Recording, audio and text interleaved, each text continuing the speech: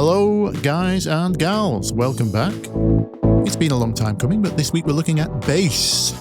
In this case, bass lines for piano house, but regardless of your genre, stick around, I have plenty to share on bass in general. We're going to do it in 4 levels of complexity. Let's go.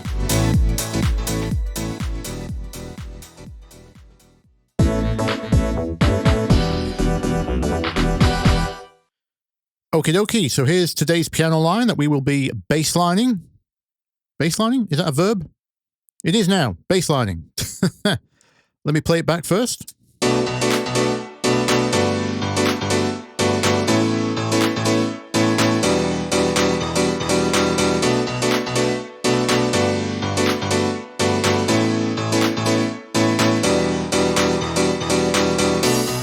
Okay.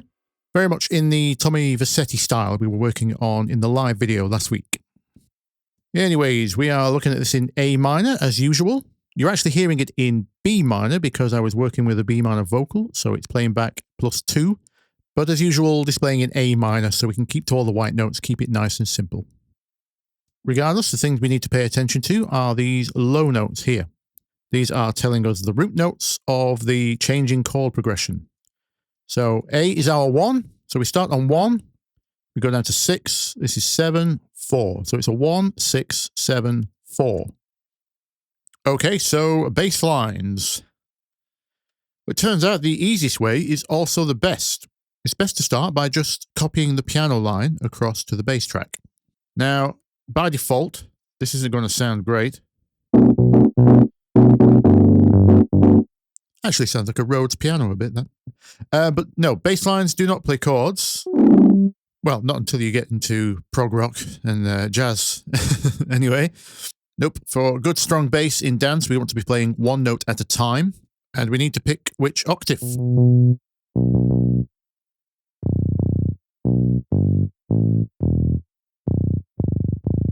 Yeah, we're too low down here. This is too high up here. So we're going to delete this. So here is your first bass line. Let's hear that with the piano.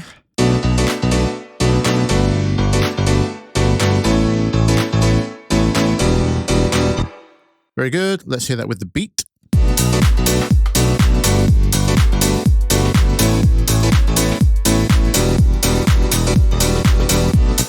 Great stuff.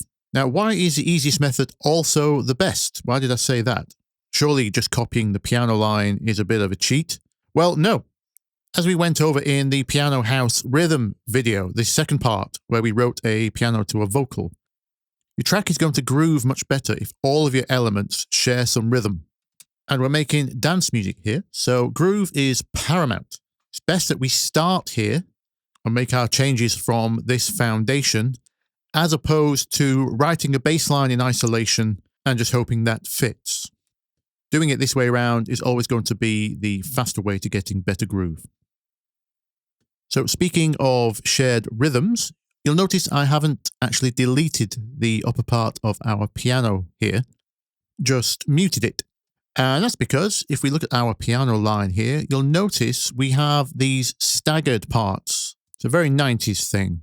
See these here?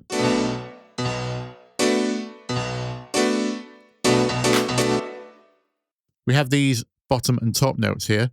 They're not all playing at the same time like this one. Like that. We've got a few over here as well.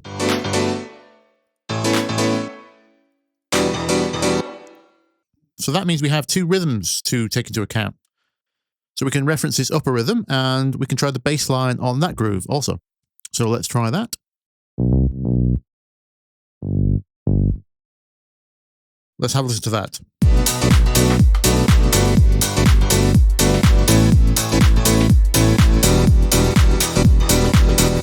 Sounding good. Here is how it sounded before.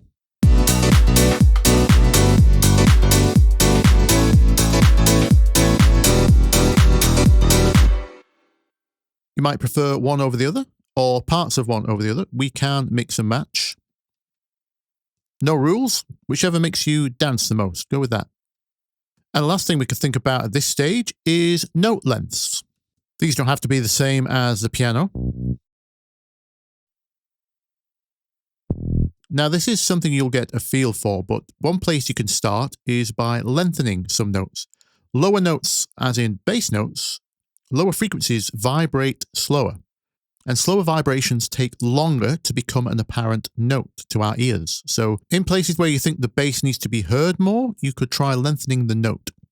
Let's try some.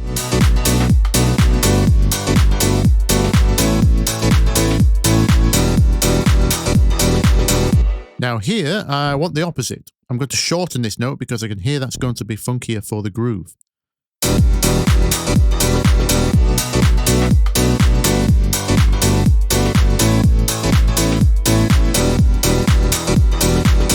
Good stuff. So that is level 1. Taking our bass notes from our piano line, we keep it to one note at a time. If we have rhythmic options for lower and higher notes, we try them both. And we can play around with note lengths. Let's look at level 2.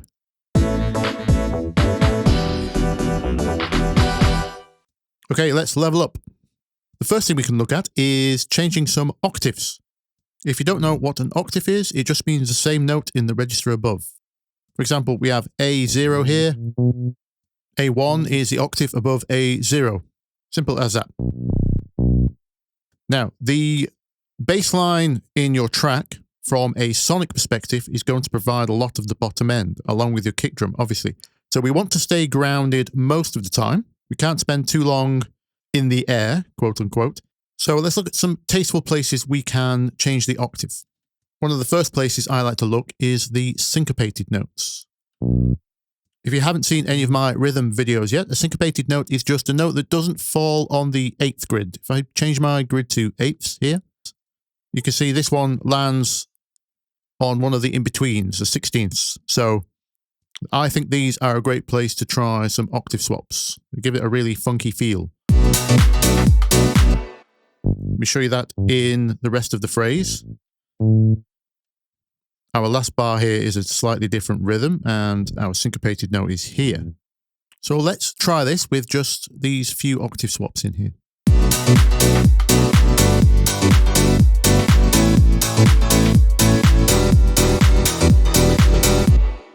Let me solo that for you.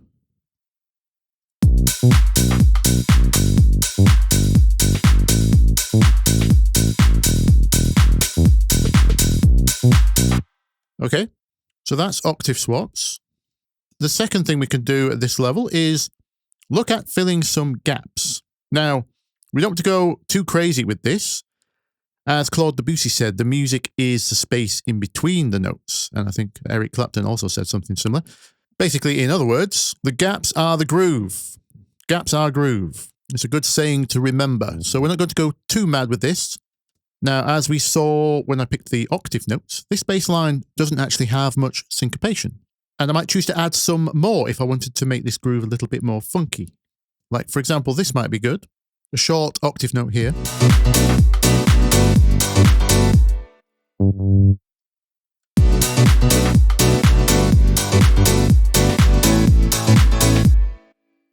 Something like that.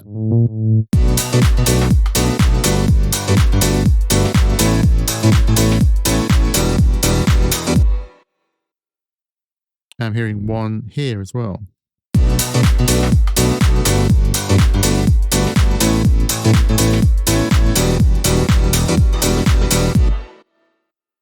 Might need to shorten this one so we can hear this one.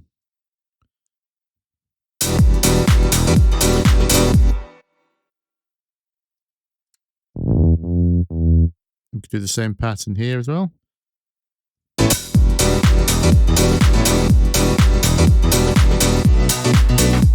Like that.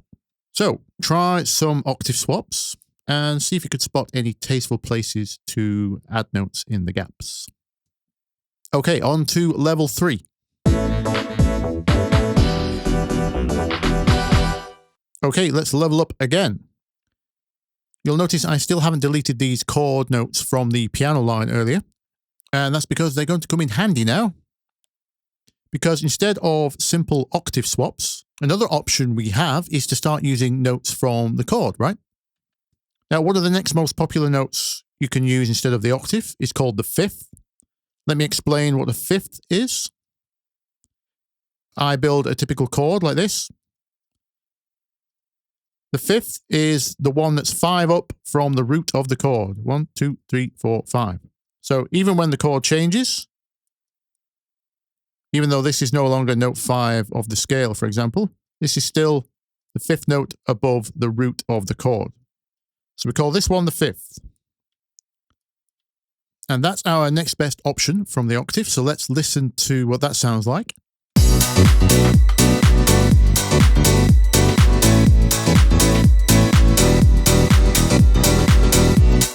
Good, good. And as you'll notice, that left our last bass chord here with an A in it. Now, A is our first note. Now, that's made me think of common tones. You'll notice in the chord part here, we have this common tone running all the way through. Remember common tones from the Piano House video? We could create our own little kind of bass hook here where it keeps returning to the A briefly. That could sound like this.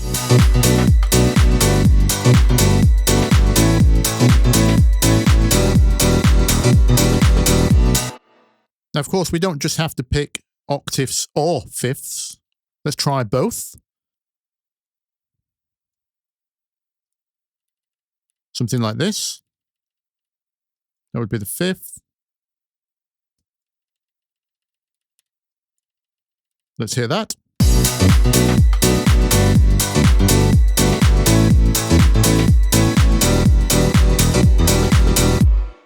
Okay. The most important thing to remember is this is still a bass line. Remember, the bass line's job is to hold down the bottom of the track. So we don't want to get too fancy regardless of what we do. That's why I'm just choosing these couple of notes out of every bar. Let's take it to the next level.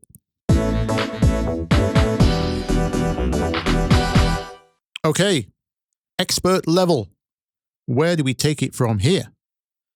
Well, the true expert knows that we don't have to take it anywhere. Always apply what is appropriate for your genre or track, of course. For example, if you're making much more underground sounding piano house, then you might not want to go much past the first stage of this tutorial, i.e. keeping on the root notes of the chord, no octaves, no funky gap filling, etc., etc. But disclaimer out of the way, it's good to know one's options, right?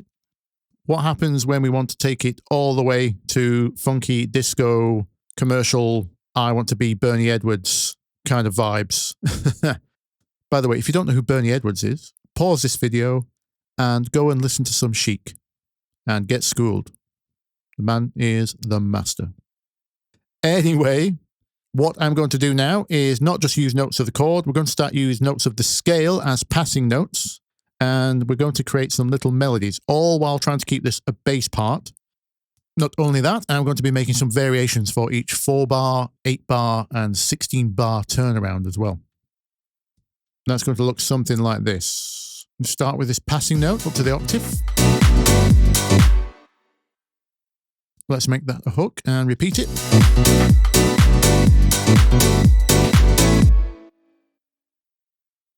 Change it here.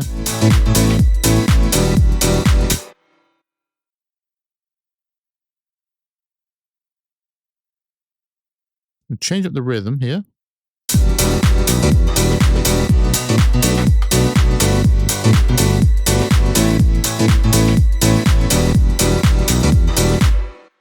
There's our first rotation.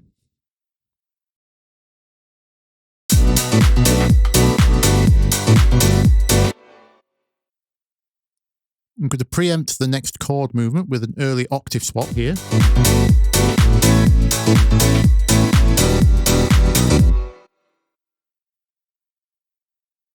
Some more octave swaps. And here's a good opportunity for a passing note back down to the first chord.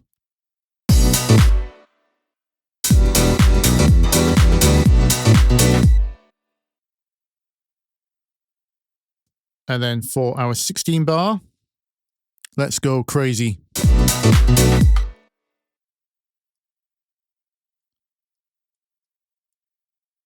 We're going to let everyone know the bass player is bored. Look at me.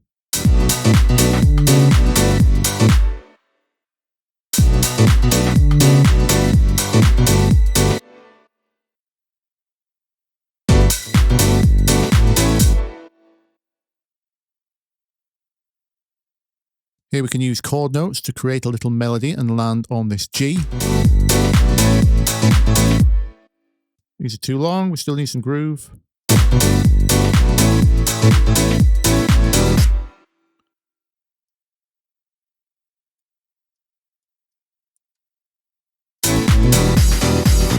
And last but not least, a big turnaround. What we call a walking bass. I'm just going to run down the notes of the scale. Something like this.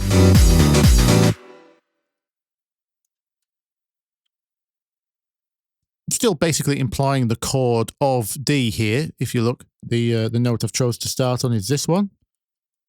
So each time we hit the kick drum, for each kick drum hit, I'm actually landing on a note of the D chord. Okay, full 16 bar rotation. Let's loop that.